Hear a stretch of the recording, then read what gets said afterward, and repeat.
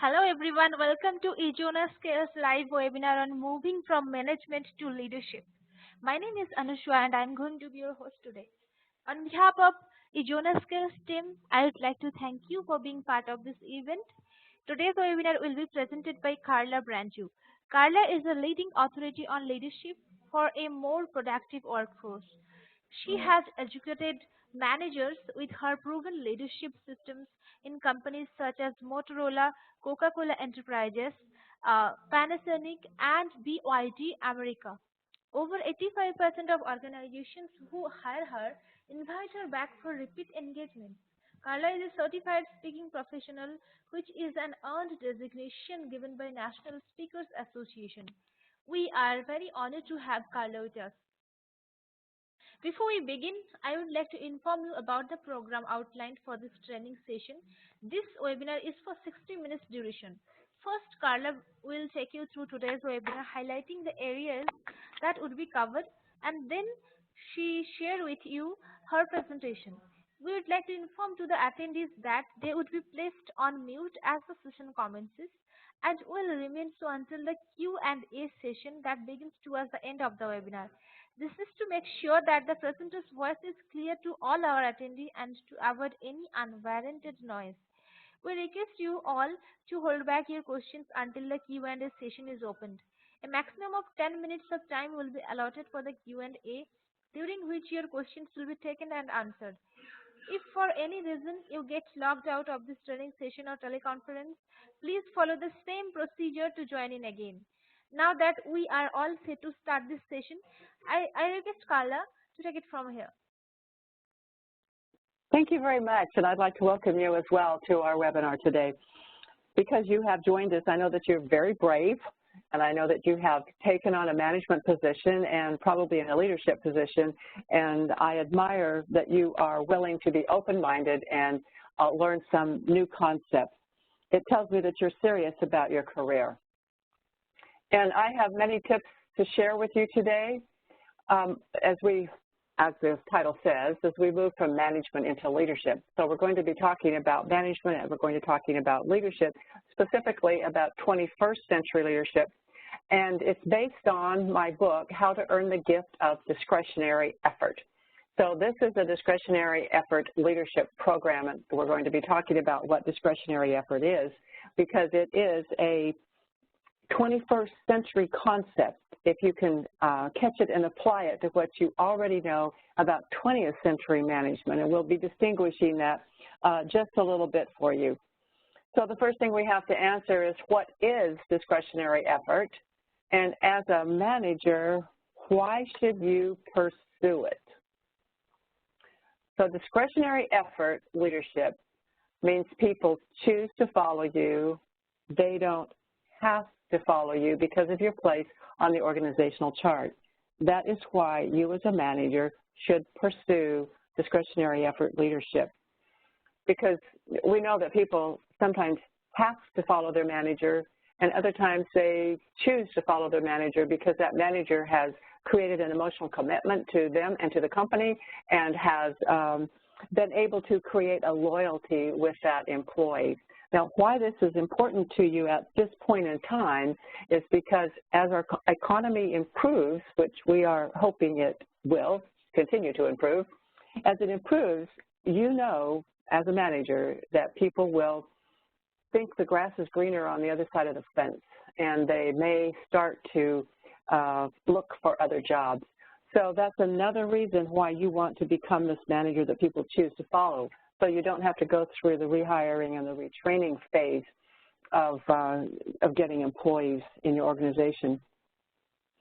Now, discretionary effort, see if I can move the next slide here. Discretionary effort is a conscious free will choice that employees make on a daily basis, meaning that when they come into work, when they come through those work doors, they don't know it, but unconsciously they're thinking, how hard am I going to work today? Oh, I think I need another cup of coffee. Should I go talk to Dawn about the coming office party? Maybe I can wait to answer some of these emails. There's just so many in my inbox. Oh, I wonder if I should really be on time for that meeting, or if I'll let them get over some of the, basic little things they always do, the superficial chit-chat, and then I'll come in late. So they are asking all of those questions. And so they don't realize it, but they are deciding how much, quote, discretionary effort they are going to give to you that day. And this also applies whether they're working remotely or whether they're actually coming through your office doors. Now, discretionary effort is the difference between what an employee does to get a paycheck and what the employee is capable of contributing, meaning that employees have a certain level of things they have to do from their job description every week in order to get that paycheck. But they can be capable of contributing so much more if you as a manager know how to open the door of their mind, you might say, or open their heart or open their soul to helping you. Now, some people believe that discretionary effort is going the extra mile. And going the extra mile is part of it, but that's kind of a 20th century concept that has come to mean they're going to stay late. They might come on Saturday to make sure that the work is done for Monday morning. They will go extra miles. They will go the extra mile in some of those ways, the traditional ways. And when we talk about discretionary effort, it doesn't mean that they won't go the extra mile or going the extra mile isn't part of it. But discretionary effort is so much more, because when they give you, or when you start to catch a concept of what discretionary effort is, you will see that employees will give you commitment, and I'm sorry that word mirror is over on the arm of that, on the hand of that fellow over there. They will give you commitment, not just mere compliance. In other words, if I'm working at a certain level where I am just absolutely doing the bare minimum to get my paycheck, I'm giving you compliance. But when I start to move into giving you discretionary effort, I'm giving you commitment as well. And it goes along with the next point there that I'm aligning with departmental objectives. You will be setting your departmental objectives, and I don't know, many of you may be owners of companies or in upper management, so you know that the company will set the direction and the mission and the vision, and then the departments have to align with your vision and mission and directions and objectives.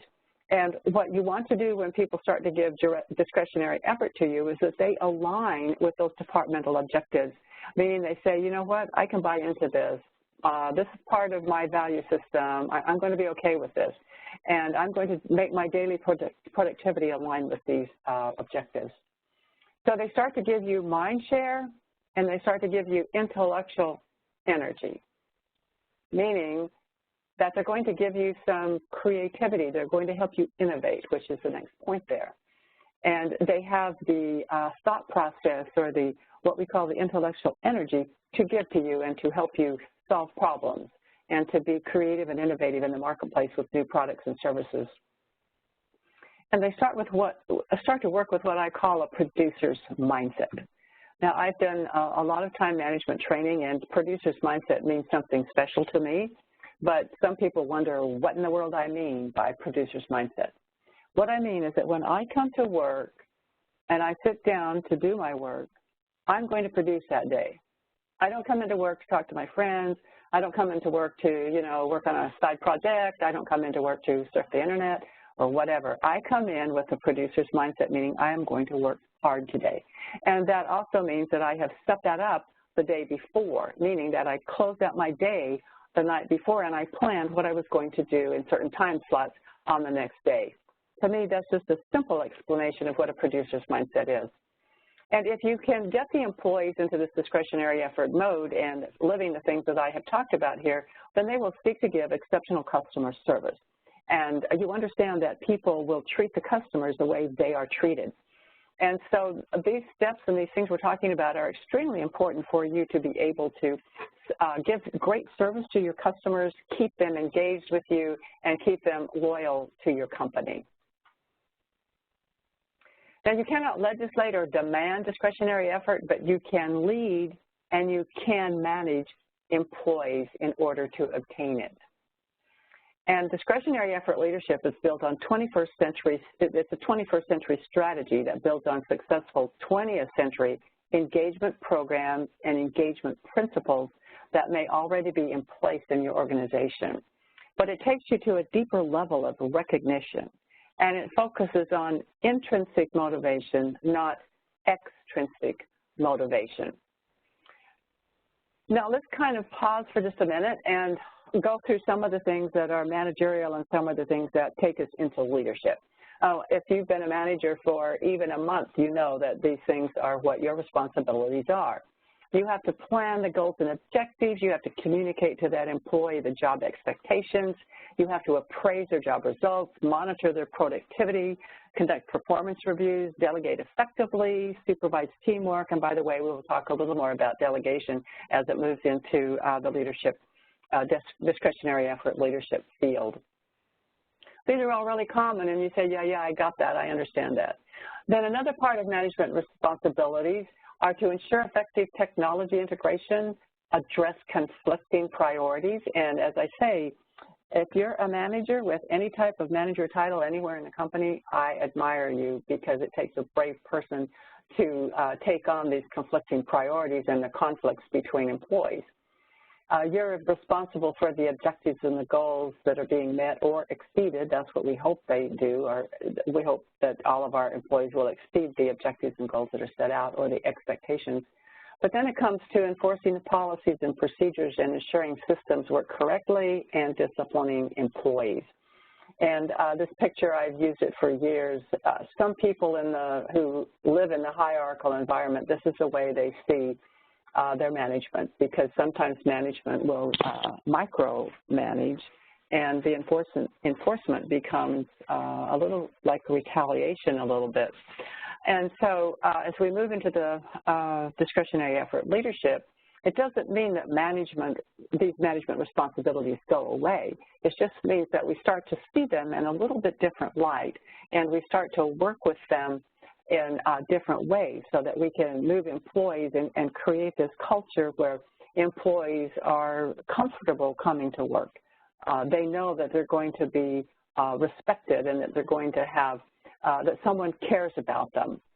And it's not all just about the discipline. Now, just a really short story about this. I was talking recently at a program I did with a woman who was only 10 months on the job as the corporate office manager. And she was hired because for 2 years, the corporate office manager had really abused the employees that worked there. In fact, one employee, when this new corporate manager called her in to the office to speak to her, was so afraid of coming in her office that she was literally shaking because of the experiences that she had had with the previous corporate manager. Of course, this manager intuitively understands many of the discretionary effort principles and has turned that unit around. So this is just one facet that you can think about, that you want to avoid this kind of relationship with your employees. And I'm sure that none of you on the call have that relationship. Now, for just a little history lesson, if you've been through an MBA program or any business programs, you may already know this, and so you can say, I knew that, Carla. And the question is, how are you going to apply it here as you go forward, as we learn about discretionary effort and as we move into leadership? One of the things that started all of this, you might say, trend towards leadership, not just strictly management, is the work of Frederick W. Taylor. In the 1880s, 1890s, and 1900s, the factories that were coming out of the agrarian economy were all built, or most of them were built, on Frederick Taylor's ideas about scientific management. And he said that maximum productivity yields maximum prosperity, which I don't think any of us would disagree with that, except when you start to understand what he means by that. He says that employees should be scientifically selected. We can agree with that, right? Because we all give assessments that we want the best employees. They should be trained, and they should be developed. We can agree with that. However, we might want to distance ourselves a little bit from Taylorism when he says that management should provide detailed instructions and concentrated supervision. Now, we can agree with that to a point, but if it comes to micromanaging, then I think I'm going to step back and say, you know, I'm not sure about the micromanagement here. And you'll see why as we get into discretionary effort leadership, and you've probably already discovered that yourself. Because if you're micromanaging those employees, they're not getting to use their creative ability or their heads or their brains, you might say. And we hire them now for their brains, not for their brawn, which they were hired for their brawn in the early part of the 20th century. And so you want to start to separate this out a little bit and use some judgment here, because Taylor also believed that managers plan, employees do. He didn't want the employees to think at all. He just wanted the managers to tell them what to do. And that doesn't really work in our 21st century, especially when we get into the millennials who have their own ideas about how things should be done, and they have a lot of good ideas to add to us. And in fact, any employee has really great ideas, and the concept in today's world is that you, as a manager, can't possibly know everything, because the world is moving so fast, there's so much technology going on, that you have to listen to all the team members. You have to be able to, from all areas of your organization, you have to listen to them. Just a quick story about that. I was working with a man in a PR firm, and he said that they were called into Sweden, and the company didn't have a lot of money, but they had a line of bread that they wanted to promote. It was a new bread. And they'd asked this company, and they decided to take it on even though it wasn't what they would usually get with an account. So they went over and sat down with the company, and it was the company's policy that they would have people from every department. Every department would come to this meeting to decide how they were going to promote this new bread. So ideas were opened up, they were kicked around, and nothing seemed to hit right. And finally, just as they were about, you know, at exasperation without any really good ideas coming up, it kind of quieted down, and the lady from the cantina, which was the lady from the cafeteria, said in a very quiet voice, "Why don't you put $100 bills in the bread sacks?" And they thought about it. They said, "Oh, that's kind of a silly idea." But my colleague went back and thought about it all night, and he said, "You know, I don't think there's any, I think that might be a pretty good idea. I don't think there are any laws against it." So he researched everything, and they decided, they came up with the idea that they would go ahead and put a $100 bill in random sacks of bread. You can imagine what happened when a few people opened a sack of bread and found a $100 bill. Their bread was so popular. And the idea came from a woman in the cafeteria. And to me, that's a great example of why you have to reach out, you have to bring in the whole team, and you have to be able to listen to them in order to coalesce ideas together, in order to synthesize, analyze, to be able to find out what is best for the marketplace and go forward.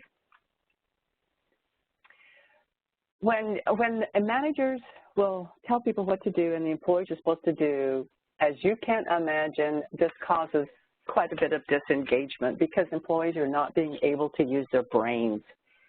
And how do you spot a disengaged employee? Well, it's pretty easy. I had to laugh when I saw this picture because I think that young lady is pretty disengaged. So you can spot them. And you understand that people join companies because you have a lot of good things about your company, but they leave managers. And I believe it's because managers don't move into the leadership realm. They don't move into this discretionary effort mode that we're talking about today. And this is a graph that I really like because when you hire an employee, they're very excited about it, and the management is involved with their onboarding. They're involved with teaching them all about the company and getting them going in the right direction. Then when managerial involvement flatlines, employee engagement also decreases. And when we talk about emotional commitment, you'll see what happens at this stage because now the management are going like, the manager's going, did I really hire the right person? Is this going to work? How are we going to get out of this? Because the manager can see that that employee is losing some enthusiasm and engagement for their job. But we have found that if you can keep engaging with the employee, or I like to call it keeping the grass watered on your side of the fence, if you can do that, then the employee starts to get into that giving the gift of discretionary effort. And as you see, they can now ascend together into what we call authentic contribution and the emotional commitment to the company, the rational alignment that has to go on. Now, as I said, a lot of these strategies are based on 20th century motivation, and I know you've all experienced it. 20th century motivation was built on money and things. It was extrinsic motivation to the employee. It means it was built on badges and trophies and gold stars and points and rewards and incentive programs, gold watches. I don't know how many of you have ever been offered a set of pearls or Vera Bradley luggage, cameras.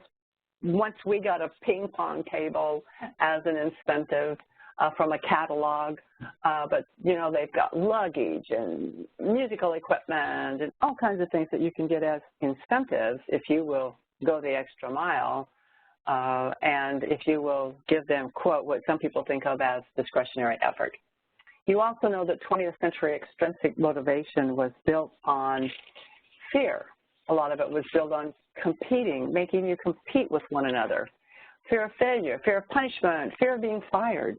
All of this was outside of the individual. And I must tell you that being motivated by a carrot or a stick doesn't really work like it did early on. People are kind of getting a little tired of this. And by the way, some of what we call extrinsic motivations have now become entitlements, and they become that way if you're not careful the way they're administered. Now you can see that this website here, You Earned It, has some stats up there that I think were pretty important as we move into this area of discretionary effort and how you get it from employees. 69% of employees say they would work harder if they were better recognized. 52% say they're not satisfied with the level of recognition that they currently receive.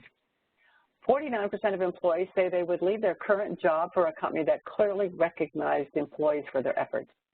And 39% of employees do not feel appreciated at work. Those are important words, and if I had you in an actual class, I would have you circle those words: appreciated, recognized, because that's some of the key to gaining emotional commitment with your employees. And of course, this website, You Earned It, most of it is built on, well, some of the things there are built on the intrinsic motivation, and some of them are still on the extrinsic motivation. So you might want to check their website out. But you have to believe these stats here. In fact, there's a study that was done, and this was done several years ago, and you can find it when you research it on the web. But they researched what managers thought employees wanted, and then they researched what employees said they wanted. Managers thought the best way to motivate the employees was to give them more money, where actually the employees said, we would like to be recognized. That's higher on our list. We would like to be appreciated, and we would like to be thanked. Those were the things that the employees wanted from their managers. So take these things seriously as we move into talking about 21st century intrinsic motivation. Intrinsic means it's within and inside the individual, it's within them. And what intrinsic motivation comes down to is that people want a little bit of autonomy to produce work. In other words, when I'm going to delegate to someone, I'm going to give them assignment, they need a little bit of autonomy to say, you know, you need to give it to them early enough so that they can work it into their schedule, so that they can take control of how it's going to kind of lay out. Give them just a little bit of freedom to use their creativity. They want to belong to a group. And, you know, feeling like you're with the in-group is a great motivator. I know, because you're human and because you work in organizations, you can feel when you're in the in-group and when you start to slip out of the in-group. Slipping out or never belonging to the in-group can cause some internal conflict. I know conflict probably isn't the right word, but internal a loss of self-esteem, I guess we could say it that way. It's like, am I really worth anything here? Does anyone really care about me? So you want to make sure that your employees feel like they belong to a group. It could be a small group. It doesn't have to be many people. It could be a team, but they need to belong to something there in your organization. They have a curiosity for improvement. In other words, the human psyche here loves to learn. Most people want to improve, and most people come to work wanting to do good work, wanting to climb the ladder, climb the career ladder, and be recognized for good things. It talks about intrinsic motivation is the mastery of concepts or processes and doing meaningful work. I know that you have experienced when you have, and by the way, one of the most invigorating experiences I ever had was working on a team where we all clicked. Everyone kind of knew what the other person was going to do, which reminds you of a sports team. Some of you have been on sports teams and, gee, if I didn't have to go to this team, I wouldn't. Or you've been on teams where you said, oh, this is so exciting. And you can watch this in professional teams when they make it to their finals or to the playoffs or whatever. People start to coalesce again. They feel like they're mastering something, that they're part of this group. And the mind wants to do meaningful things. And so when the mind starts to do meaningful work that has value, then they feel they're intrinsically motivated to do more. Just like the teams that make it to the playoffs are intrinsically motivated to give discretionary effort and perhaps go the extra mile again as far as staying late for practice. But the discretionary effort that happens in your playoffs, you might say, I'm trying to get two analogies here, because you have the analogy of how exceptional sports teams win. It's that discretionary effort, the little decisions that they make, the discretionary effort to keep going when they're down. And I'd like to liken this to music. If any of you have a musical experience in your life, some people can just play notes and it comes out okay. But other people, you listen to them, and whether they're playing the guitar, the violin, whatever they're doing, the piano, you say, wow, that really sounds wonderful. Well, those people that make it sound wonderful are adding their discretionary effort to the phrase. They're adding it to the tempo. They're adding it to whatever is happening in that music. They're putting their soul into it. Or in other words, they love their work. And you can see this if they love their work, no matter what it is. We talk about athletics and we talk about the arts, but people who love their work, some people love statistics, some people love finance, some people love finding the mistakes that are happening. They're great proofreaders. There's all kinds of gifts and talents that go around that are intrinsic. And when they do what they love to do, and by the way, which brings us to the discussion of strengths and limitations, if you can find the strengths of your people and let them work in those, which is a whole other webinar that we can do, then they are working at discretionary effort and they're blossoming in their strengths where they know that they are good and they can improve.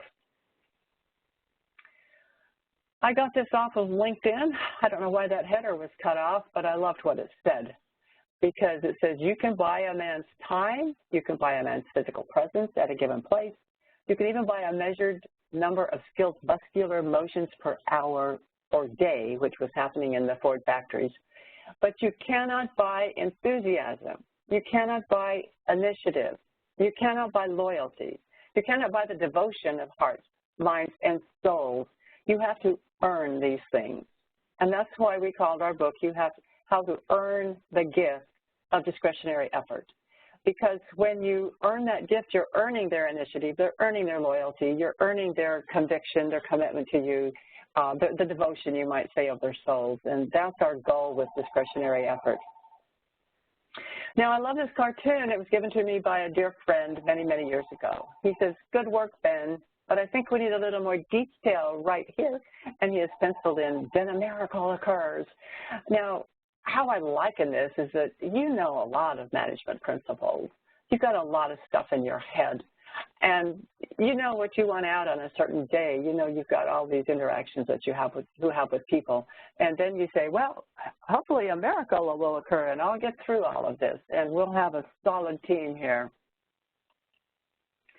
But as we take this miracle, you might say, the miracle is moving into 21st century leadership, which means it's the way you're making decisions. It's the way you're delegating.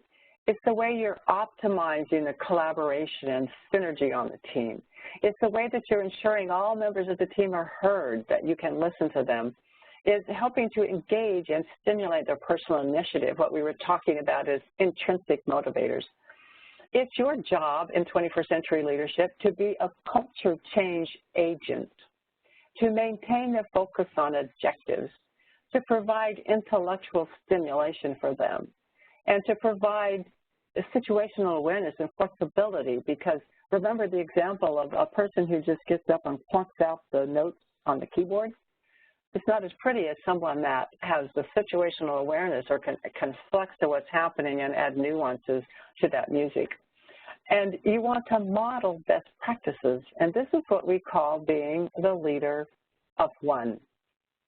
We'll talk just a little more about that, but as you model the way you want your employees to treat each other and the way you want the employees to work towards your goals and your objectives, then you are modeling the practices, and they, as a committed employee, will follow you. Hopefully. We know there's some that will never make it up there, but there are some really great ones that will. Now, before we talk a little more about the discretionary effort pyramid, I want to just touch on a few more manager to leadership things, which is, number one, you want to refine your delegation skills, which means that you're getting work done through others. And as I talk to managers, we know all the resistance that people have towards delegating. You know, they say, oh, my people are so busy, and they finally get down to the truth, I can do it better myself.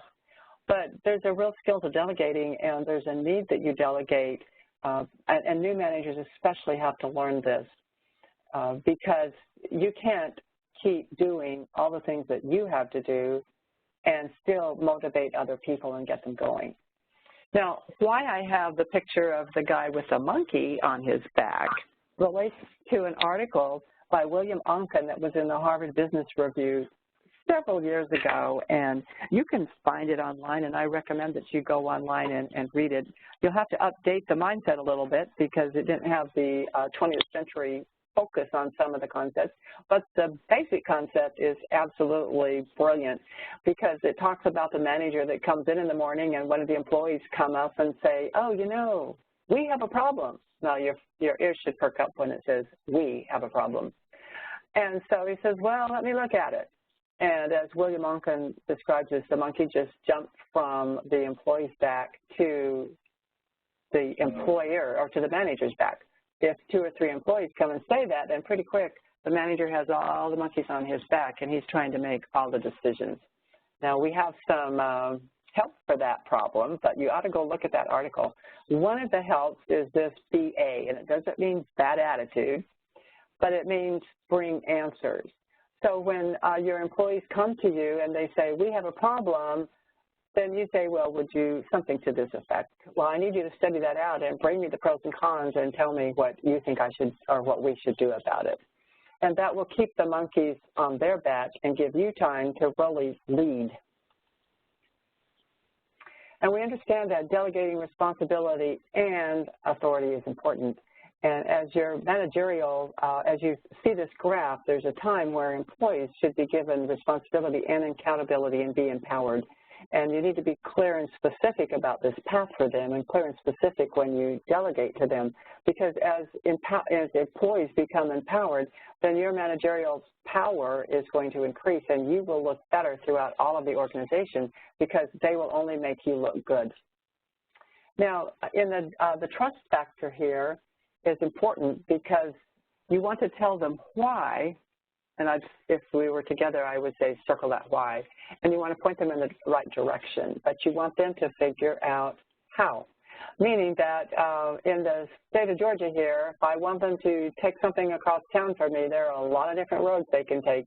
So I'll say, I need this to go to, you can decide how. Now, there are shorter routes, but sometimes those routes are blocked up, so you have to have additional and alternate routes. So you want them to use their brains and figure out how. So you give them the overall picture and direction, clear instruction on the desired outcome, timelines for follow-up check-ins and many reviews, because you do have to have those. One of the reasons you do that is because if you're checking in with the employee, they feel valued, they feel like someone's interested in them. Because remember the lines that we had in the graph earlier, if you stop making contact with them, then their engagement goes down or they feel disengaged from what's happening. But it's just that little contact that's important to know that they're still important and they're going in the right track. And then you need to be very clear on the final deadline. Now, there are some levels of accountability and responsibility in a delegation, and of course the first one for a new employee is do exactly as I say. Do exactly what I showed you to do, either way. Then the next level is look into this and tell me what you think about it, what you can come up with, and I'll decide. And the next level is give me some options, list the pros and cons of each, and then we'll make a decision about whether to go forward. Then the next level is decide and let me know your decision and go ahead unless I say not to. You see how the trust is increasing with that employee. And then I love this last level. It says, take care of it for me, then tell me what you did. That's a great level to get to with your employees, to have built that trust. And by the way, that trust doesn't happen it doesn't happen easily. It takes time. It takes a lot of training to be able to show the employee and to build their expertise level so that you can trust them.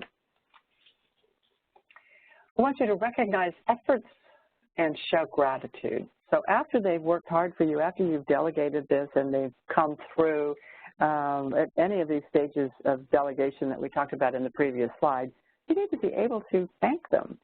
You need to be able to email them, write a real thank you note like it shows here. You need to be able to sometimes send them something, give them tickets to something. You know, we can go back to all those 20th century engagement techniques that work. They really work with the thank you here as well. But the main thing is that you want to say thank you.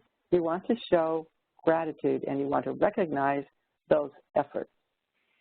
It was quite a day. I remember distinctly when I asked a colleague of mine, as we were talking about thank yous and gratitude, I said, have you ever been thanked by a manager?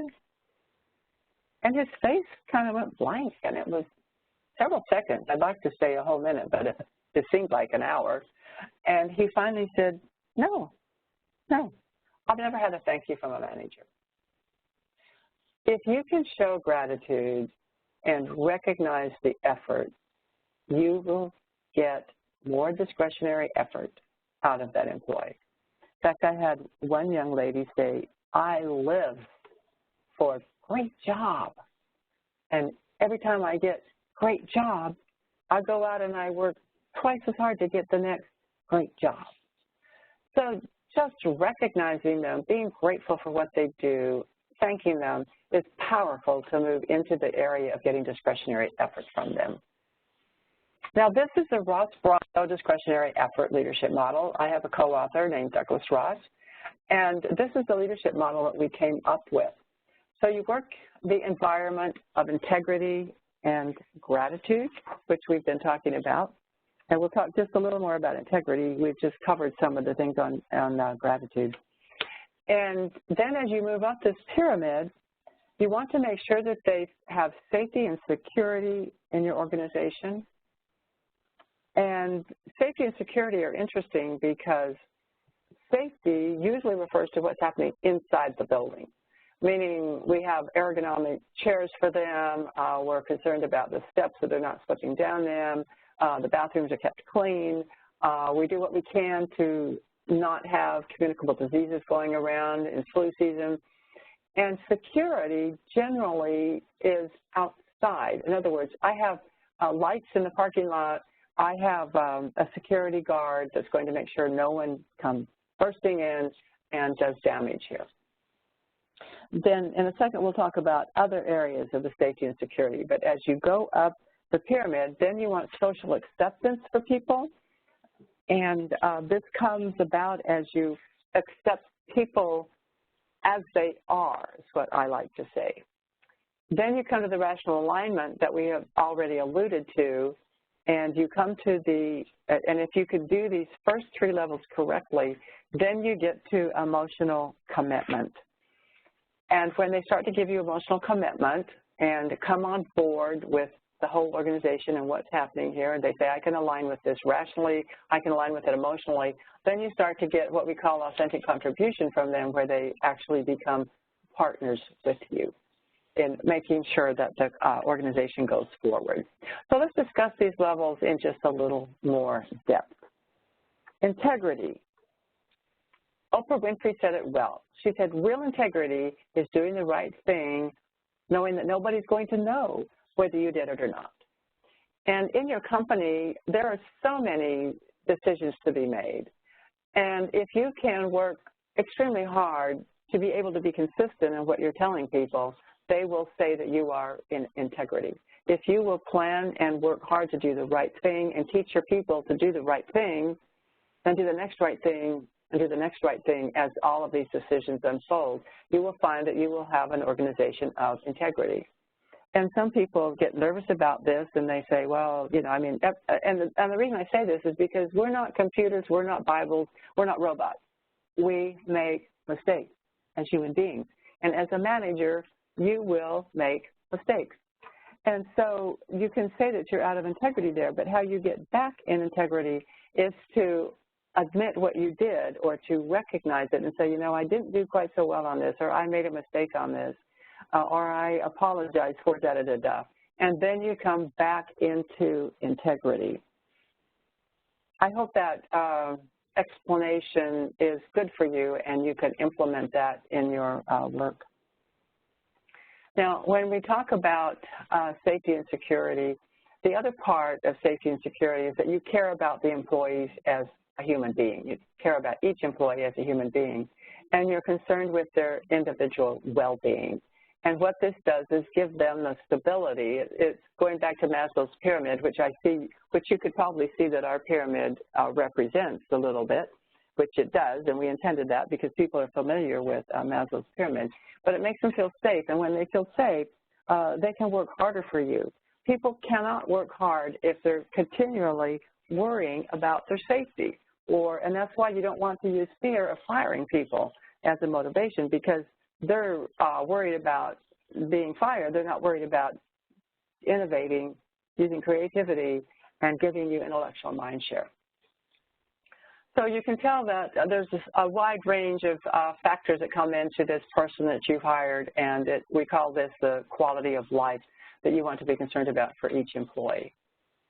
And the next point of safety and security that I like to talk about is the psychological safety, because we all know what it feels like to be put down. And to have discretionary effort in your company, you have to be able to have interpersonal risk-taking. You have to have the team safe to admit errors, to discuss the way forward.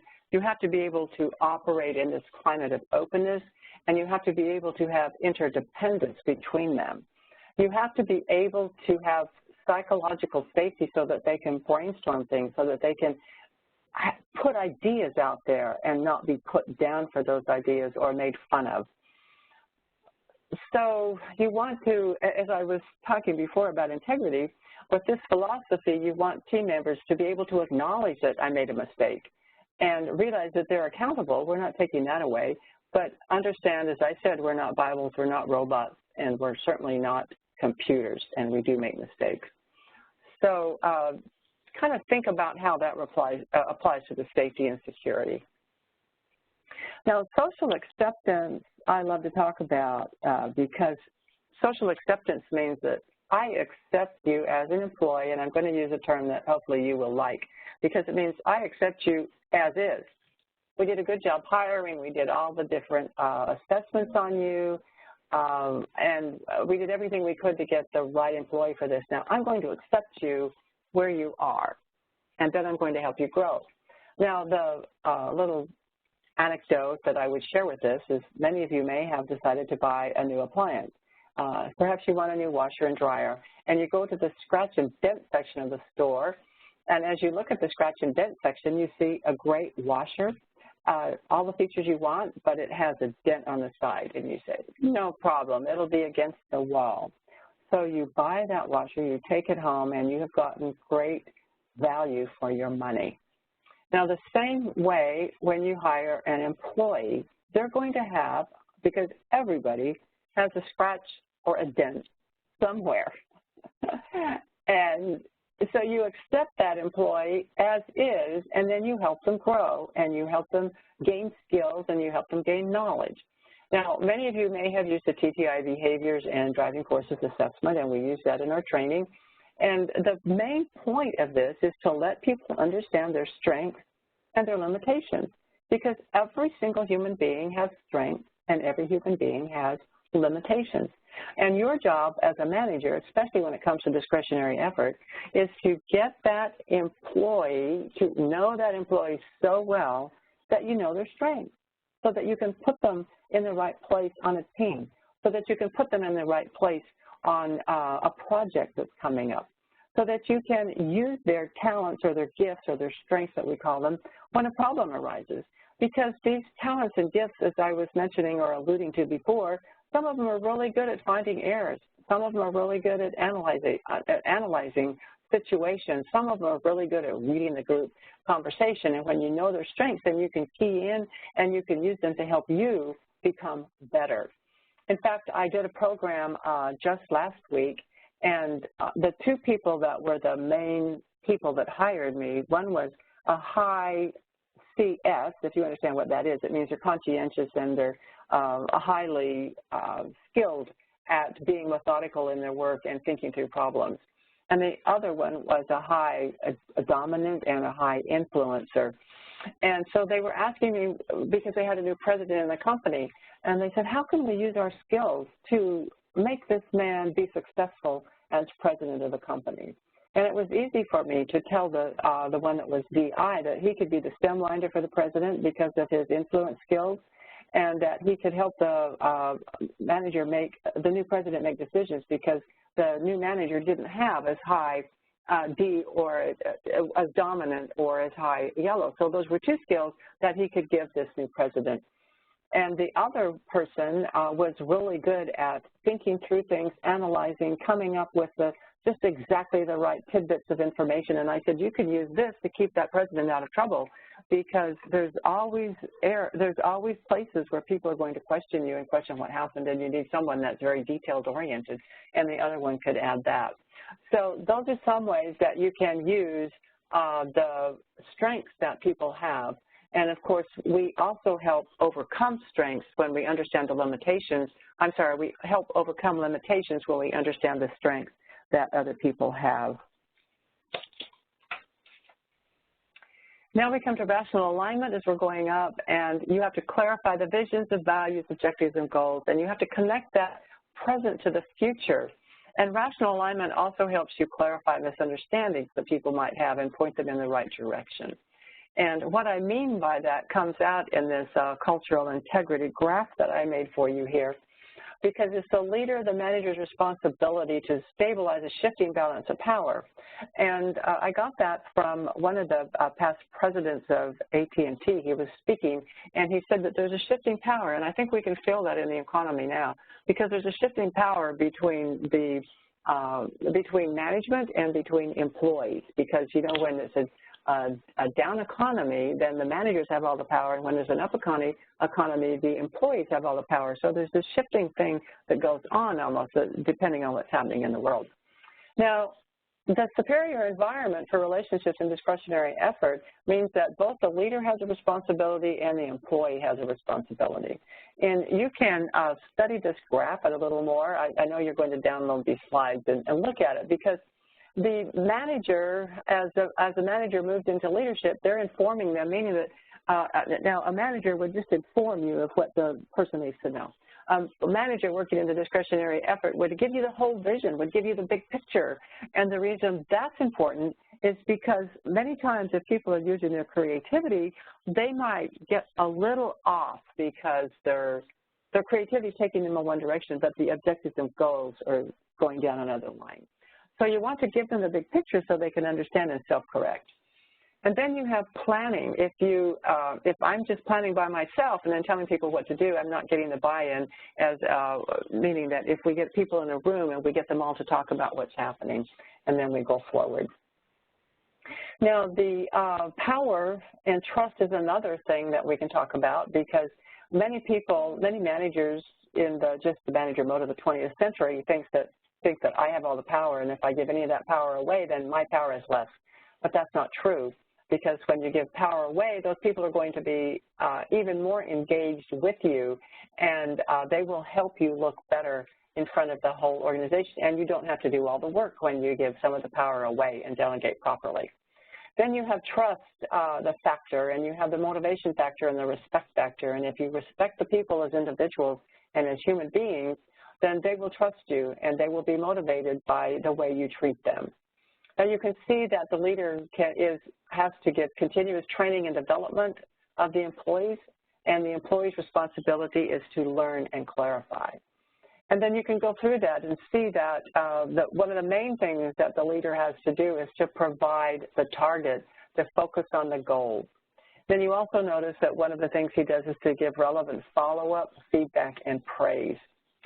So look at that graph, download it, and kind of circle the things that maybe if you're training other managers that they might be able to use. Now, when it comes to the rational alignment, too, I love this pyramid. Again, I've used it in several ways, as you can see, because you have the company vision, values, mission, goals, and objectives at the bottom, and then you move up to departmental long-term goals and objectives. And the reason this is important is because then the employee can integrate objectives into their personal planning.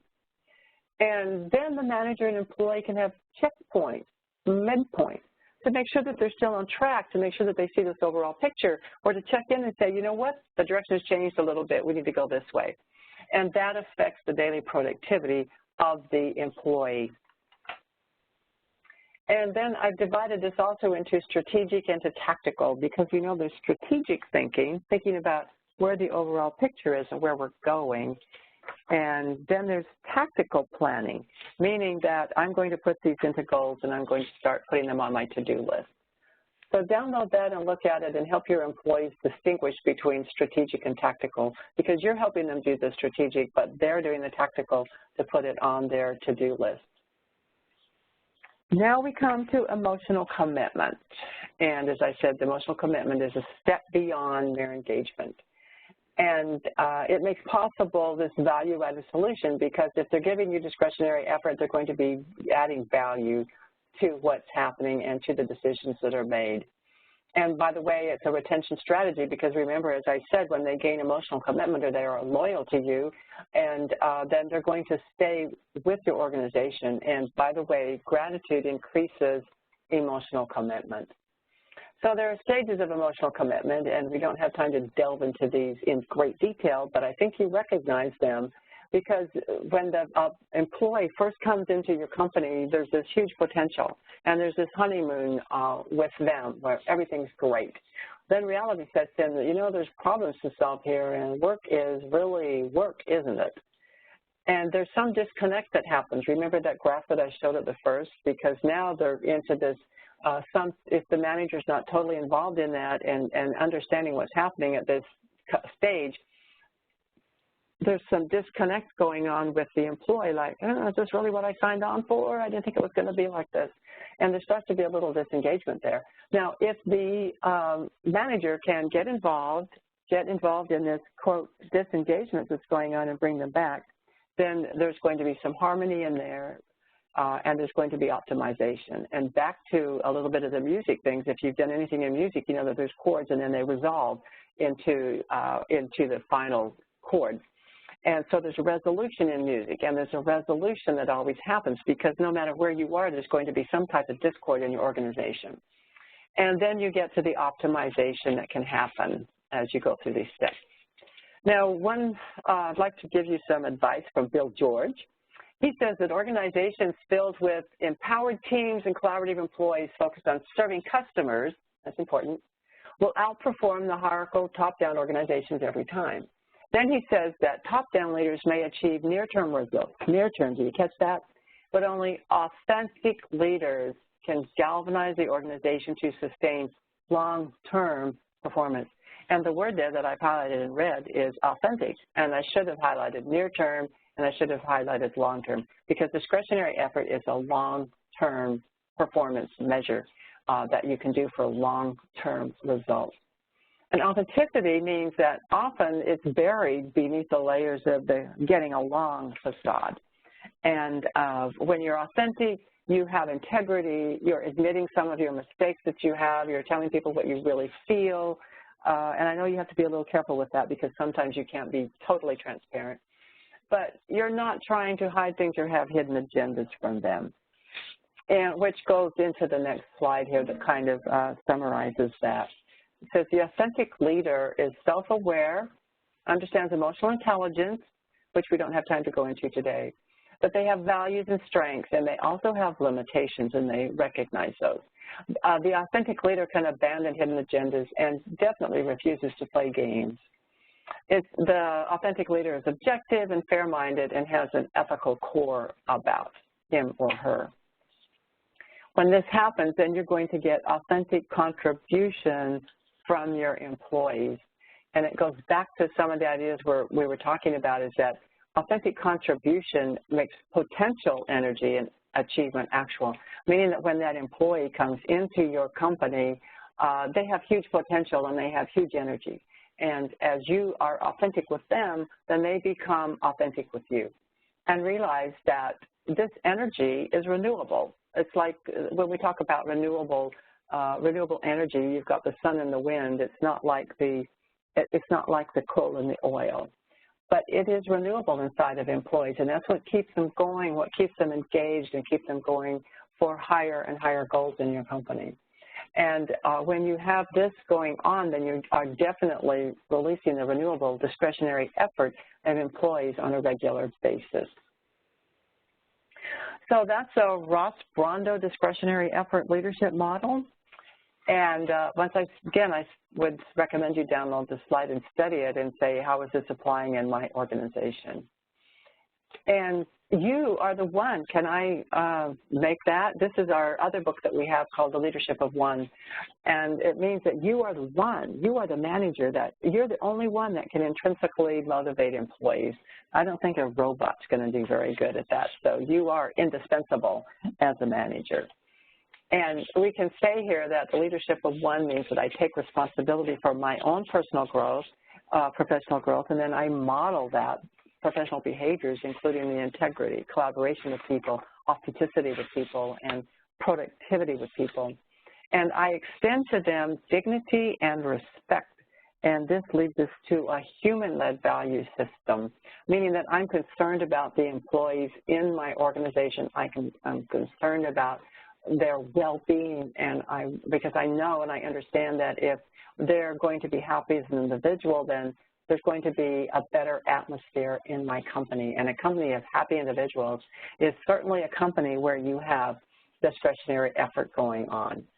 So use these principles to be a 21st century discretionary effort leader. That is my wish for you today. So are there questions now? I think you can open it up for that.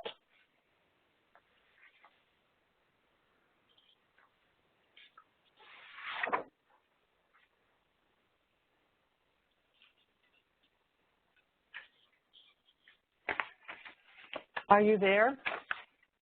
Emma, are you there?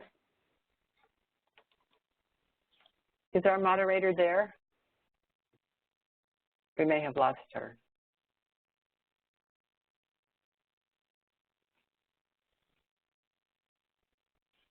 Is our moderator there? Are there questions?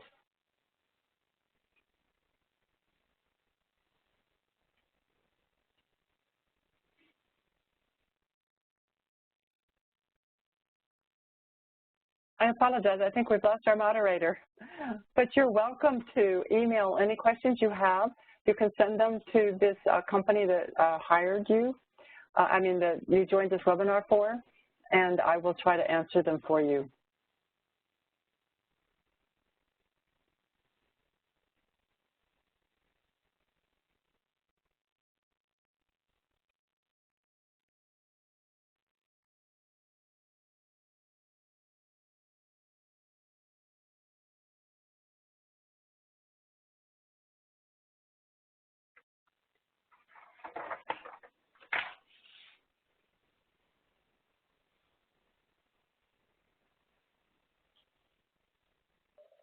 Hello. Oh, there you are. I just wanted you to check in and see if there were questions from anyone. Yes, Carla. Thank you so much, Carla, for the session. Thank you to participants for cooperating with us. It's the time for Q&A session to begin. We request the attendees who have questions for our presenter, Carla, to share it with me by chat, and I shall pass it to our presenter to answer it.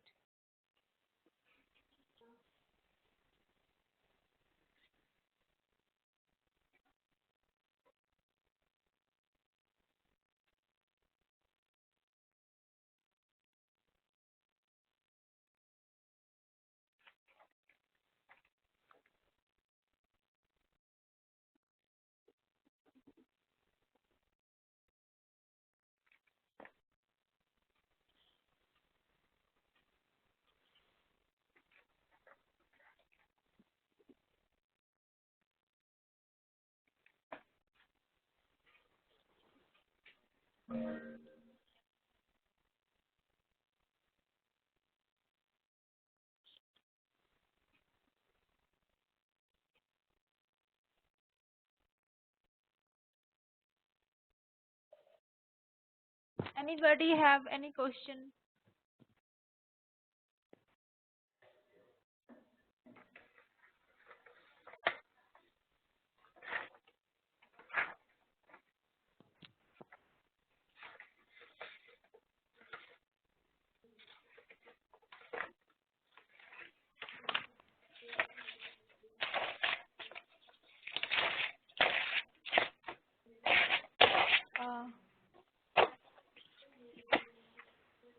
Carla, there is a message from Miguel Rossi. She is thanking you for, and she is saying very good training. Well, thank you. Thank you very much. Attendees, do you have any questions? Okay, there is a question.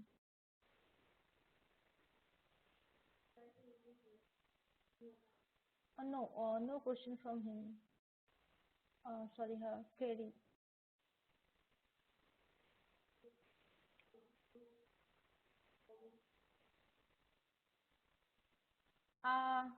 From Kerry Looper, she is saying big thanks to Carla. Thank you very much. It was a pleasure to be here today with you.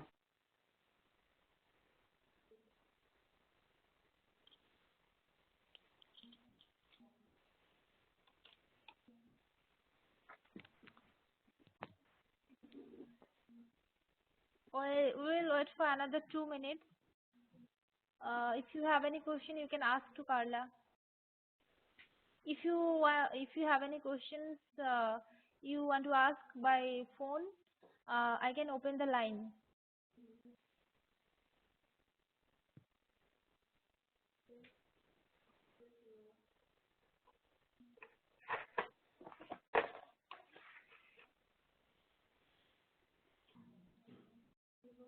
Hello.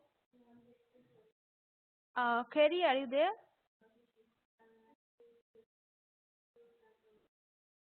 Hello. Hello, Kerry.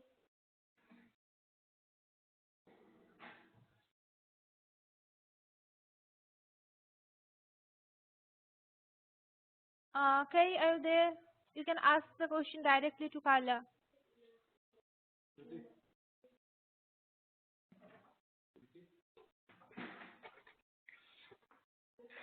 Hello.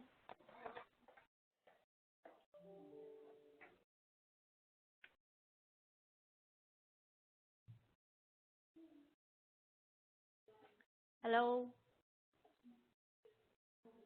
Hello, Mark.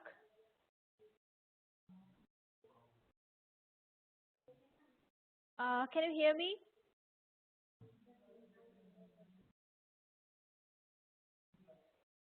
Okay, Carla. I think our attendee. Okay. Okay. Another question comes. Okay. She's saying she's still there but have no questions. So Okay. we'll wrap up the show now. So thank you so much, Carla, for the insightful session. Thank you to all the participants for cooperating with us. It's a big thanks from Ijona Skills. We are very grateful to all of you having taken part in this webinar. If you would like to get in touch with us, you can send us an email to webinars@compliancekey.com. If any of you feel that your team members or colleagues or friends might get benefited from this webinar, we are happy to inform you that it will be available in the recorded format and can be purchased from our website, or you can call us at 717-208-8666. As we end this session now, we sincerely request you to share your feedback in the feedback form that will be shared with you along with the certification email. In an endeavor to maximize the customer satisfaction, your feedback will help us to enhance the satisfaction level. We look forward to having you with us again sometime soon for your continued patronage.